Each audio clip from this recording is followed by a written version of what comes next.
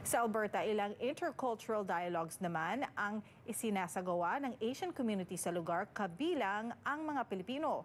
Layon daw nitong labanan ang racism at iba pang isyung nararanasan ng komunidad.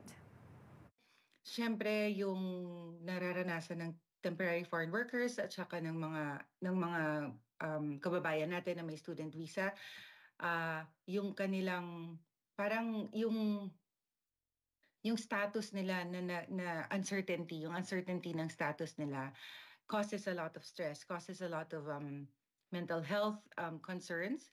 Ilan lang daw ito sa mga hamon na nararanasan ng mga kababayan sa Alberta ngayon. At bukod sa mga ito, nararanasan din ang issue ng racism. We are treated as immigrants forever, right? Like we are treated as newcomers. Let me correct that. We are treated as newcomers forever. And until now, a lot of my colleagues and friends from these communities, they still experience being asked like, so where are you from? And the person asking them can't seem to accept that, oh, I'm from Calgary, Alberta, or I'm from Alberta. Ang mga nasabing issue, di lang eksklusibong nararanasan ng mga Pilipino, ramdam din raw ito ng maraming Asian communities. Kaya sa tulong ng gobyerno ng Alberta Ethnocultural Grant, bumuo ng serye ng Asian-Canadian Intercultural Dialogues ang grupong Action Chinese Canadians Together para sa ilang grupo ng mga migrante sa Alberta, Filipino, Chinese, Japanese, Korean at Vietnamese.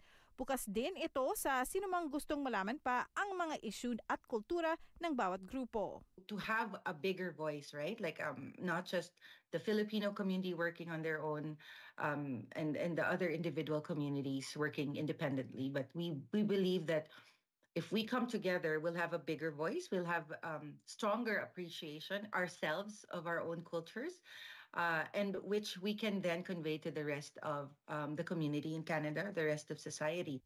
Magkakaroon ng panel discussion sa mga session na isasagawa sa Calgary, Lethbridge, Fort McMurray at Red Deer. Mag-iimbita rin sila ng community leaders mula sa iba't ibang East at Southeast Asian communities. May panel speakers tayo na leaders ng different organizations based in Calgary at saka based in the area that we're visiting. So nung nag-Edmonton kami, meron kaming Edmonton community leader na part ng panel.